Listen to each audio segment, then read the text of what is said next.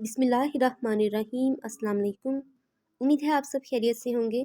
आज मैं आपके साथ MGT 301 प्रिंसिपल्स ऑफ मार्केटिंग की थीम 9 शेयर करूंगी, प्राइस एंड प्राइसिंग। तो विदाउट टाइम वेस्टिंग स्टार्ट करते हैं। What is price? देखें, कोई भी चीज़ आप ख़रीदते हैं ना मार्केट से, दुकानदार से, जो पैसे आप उसको देंगे उस चीज़ के बदले, तो वो होगी उस प्रोडक्ट की प्राइस। यानी ये उन तमाम वैल्यूज़ का सम है, उन तमाम वैल्यूज़ का जमा है, मजमुआ है, जो कि कस्टमर्स देता है दुकानदार को।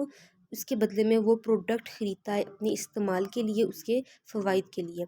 याद रखिएगा कि प्राइस मार्केटिंग मिक्स में सिर्फ एक ऐसा एलिमेंट है जो कि हमें रिवेन्यू, जो कि हमें प्रॉफिट देता है। बाकी जितने भी हैं प्रोडक्ट, प्रमोशन एंड प्लेस, ये सारे कॉस्ट को रिप्रेजेंट करते हैं। What is pricing? तो देखें, किसी भी प्रोडक्ट के लिए जब हम उसकी प्राइस को सेट करेंगे, उसकी प्राइस को डिटरमाइन करेंगे, सेट करेंगे, तो वो प्रोसेस क्या होगा? प्राइसिंग। तो प्राइसिंग एक एक्टिविटी है कि हम जो प्रोडक्ट के लिए उसकी प्राइस सेट कर रहे हैं, और जो प्राइस है वो एक वैल्यू है, वो एक इक़दार है। ठीक है, तो इसके बीच में दो टर्म्स यूज़ हो रही हैं, price selling and price floor. Selling आपने देखा होगा कि वो छत को कहते हैं, छत के अंदरूनी हिस्से को। तो इसके पढ़ के आपको ज़हन में आ रहा होगा कि जो ऊपर वाली प्राइस होती है, जो कि दुकानदार हमें बताता है, जो कि कस्टमर की अप्रोच में नहीं होती, अफोर्ड नहीं कर सकता कस्टमर, तो उसको हम कहेंगे प्राइस सेलिंग। प्राइस फ्लोर क्या है कि वो कम से कम प्राइस किसी भी प्रोडक्ट की, जिस तरह कि 50 रुपये की कोई चीज़ है, तो 52 रुपये की मार्केट वाला बेचेगा, दुकानदार वाला 2 रुपया, यानी कि कम से कम प्रॉफिट भी बीच में वो अपना रखेगा, कोई भी लॉस या रिस्क नहीं लेगा, लेकिन कम से कम प्रॉफिट भी उस प्रोडक्ट के बीच में अपना रखेगा। नेक्स्ट है फैक्टर्स अफेक्टिंग प्राइसिंग। तो टोटल 6 फैक्टर्स हैं। ओवरऑल मार्केटिंग स्ट्रेटजी, तो ये हम पहले पढ़ चुके हैं। Market segments, positioning, targeting, value preposition, ये पढ़ के आ चुकी हैं लास्ट लेक्चर्स में। और नेक्स्ट है types of demand, price elasticity of demand. और ये याद रखिएगा, टाइप्स ऑफ मार्केट, ये ऑब्जेक्टिव के लिए बहुत इंपॉर्टेंट है। मोनोपोलोजी, जिसमें एक बायर हो। डोपोलोजी, जिसमें दो हों। ओलिगोपोली, जिसमें दो या दो से ज़्यादा हों, यानी कि 10 से कम हों, 10 से ज़्यादा हों और 12 से कम हों। इस तरह मोनोपोलिस्टिक कंपटीशन है और परफेक्ट कंपटीशन है। नेक्स्ट 4 पे है हमारे पास इकोनॉमिक कंडीशन, तो ये ऑब्जेक्टिव के लिए इसको भी याद रखिएगा। फिर गवर्नमेंट है, इसके अंदर क्या क्या आ जाती हैं 4 चीज़ें? Political system, centrally planned economy, free market economy and political stability. Last में हमारे पास सोशल कंसर्न्स। प्राइसिंग मेथड्स को देख लेते हैं, टोटल ये 3 है। तो नंबर वाइज इनको डिस्कस करते हैं। वैल्यू बेस्ड प्राइसिंग, ये वो वैल्यू होती है जो कि बायर, ख़रीदने वाला सिलेक्ट करता है। यानी कि पहले दुकानदार बताता है कि 5,000 में ड्रेस आपको दूंगा, लेकिन जो ख़रीदने वाला है वो अपनी प्राइस सेट करता है। वो कहता है कि नहीं, कम करवा करवा के मैं 3500 में ड्रेस आपसे ख़रीदूँगा।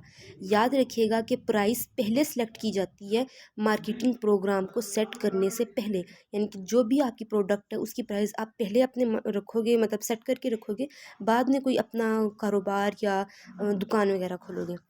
सेकंड पे है कॉस्ट बेस्ड प्राइसिंग, मतलब कि आप देखोगे कि कितना मुझे प्रोडक्ट बनाने में, कितनी इसकी प्रोडक्शन में कितने पैसे लगे हैं, डिस्ट्रीब्यूटिंग में कितने लगे हैं, फिर इसे सेल करने में, और आगे अपना प्रॉफिट रख के उस प्रोडक्ट की आप प्राइस सेट करोगे। अगर आप इस टेबल को देख लो तो ऊपर वाला कॉस्ट बेस्ड प्राइसिंग है, तो आसानी से आपको इसका कॉन्सेप्ट समझ आ जाएगा। और फिर वैल्यू बेस्ड प्राइसिंग है। थर्ड पे देखते हैं कंपटीशन बेस्ड प्राइसिंग। जल्दी जल्दी चल रही हूँ ताकि कम टाइम में आपका लेक्चर कंप्लीट हो जाए।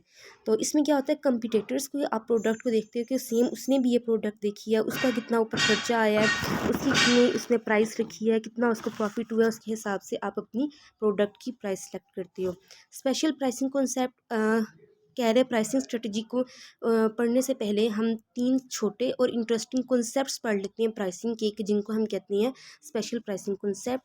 गुड वैल्यू प्राइसिंग, इसका सिंपल सा मतलब ये है कि मुंह मांगी कीमत आपको मिल जाए मार्केट में जो भी आपकी प्रोडक्ट है। एवरीडे लो प्राइसिंग, इसका मतलब है कि जिस स्टोर्स में या ऑर्गेनाइजेशन में आप अपनी प्रोडक्ट की जो वैल्यू कम से कम रखें मार्केट के हिसाब से, तो लोग जाहिर सी बात है आपकी प्रोडक्ट ही खरीदेंगे, और वो एवरीडे हो। ये ना हो कि मतलब कुछ दिन के लिए आप अपनी प्रोडक्ट की मार्केट प्राइस को कम रखें और फिर आगे ज़्यादा करते जाएं, ऐसा नहीं होगा।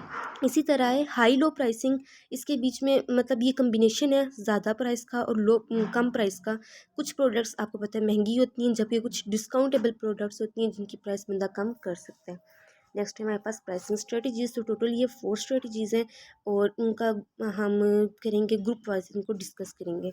नंबर 1 है new product strategy.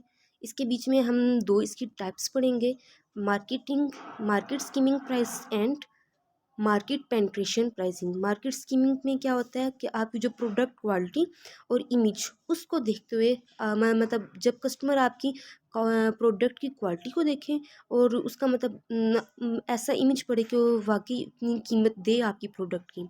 Buyers must want the product at price. जो ख़रीदने वाले हैं उनको लाजमी तौर पे पैसों की ही प्रोडक्ट बेची जाए। इसमें है कि जो नई प्रोडक्ट मार्केट में आए उसमें कम से कम उसकी कीमत रखी जाए ताकि ज़्यादा से ज़्यादा लोग उसको ख़रीदें और मार्केट में ज़्यादा नाम बने उसका, ठीक है। फिर है सेकंड नंबर पे था प्रोडक्ट मिक्स प्राइसिंग स्ट्रेटजी। तो इसके बीच में टोटली 5 स्ट्रेटजीज़ हैं, यानी product line pricing, optional product pricing. इसमें क्या होता है कि मतलब कि जिस तरह आपने देखा होगा कि 2 आप ब्रांडेड ड्रेस लें ये वाले बुटीक के, तो साथ में एक आपको घर में पहनने वाला आम सा ड्रेस मिल जाएगा। इससे कैप्टिव प्रोडक्ट प्राइसिंग। तो इसमें क्या होता है कि किसी भी प्रोडक्ट की जो प्राइस सेट की जाती है उसके साथ जो मतलब दूसरी मतलब फ्री में जो प्रोडक्ट दी जाती है थोड़ी कम करके, लेकिन उसकी भी प्राइस लास्ट में लाजमी ली जाती है। फिर है सेकंड लास्ट यानी फोर्थ में कह रहा है कि बाय प्रोडक्ट प्राइसिंग। तो इसके बीच में भी थोड़ा सा प्रॉफिट रख के लाजमी मतलब प्रोडक्ट का कुछ ना कुछ कीमत रख के लाजमी उसको सेल किया जाता है प्रॉफिट के साथ। फिर है प्रोडक्ट बंडल प्राइसिंग। इसके बीच में सेवरल प्रोडक्ट्स कम से कम प्राइस में मतलब उनको कंबाइन किया जाता है, इकट्ठा किया जाता है। फिर है प्राइस एडजस्टमेंट स्ट्रेटजीज़।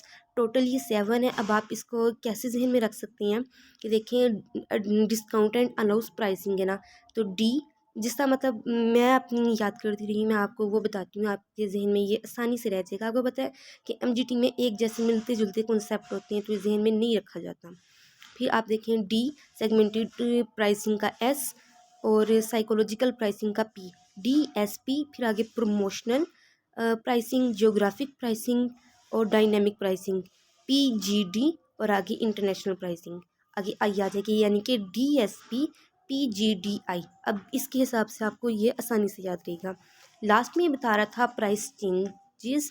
तो इसमें इसकी फर्दर आगे 2 टाइप्स हैं, प्राइस कट और प्राइस इंक्रीजेस। कि मीन्स जब कैपेसिटी आपकी ज़्यादा बढ़ेगी तो तब प्राइस कट हो जाएगी, जब यानी कि कम हो जाएगी। और जब आपका मार्केट शेयर बढ़ेगा यानी कि बीच में हिस्सेदार बढ़ेंगे तो ज़ाहिर सी बात है तब भी सबको उनका हिस्सा निकलेगा तो बीच में से पैसे कम ही बचेंगे। फिर है प्राइस इंक्रीज़ यानी कीमत का बढ़ना, कॉस्ट इन्फ्लेशन यानी कि महंगाई का बढ़ जाना, उससे भी कीमतें बढ़ जाती हैं। इंक्रीज डिमांड यानी कि उसकी मांग में, प्रोडक्ट की मांग में ज़्यादा मतलब बढ़ जाना। लैक ऑफ सप्लाई यानी कि उसकी कम हो जाना, सप्लाई कम हो जाना। लास्ट अब ये एंड हो गया और यहाँ पे हमारी नेक्स्ट थीम स्टार्ट हो जाएगी। ये इतनी सा था आपका आज का लेसन। मुझे उम्मीद है हेल्पफुल रही होगी। अपनी दुआ में याद रखिएगा। नेक्स्ट वीडियो में मिलते हैं। अल्लाह हाफिज़।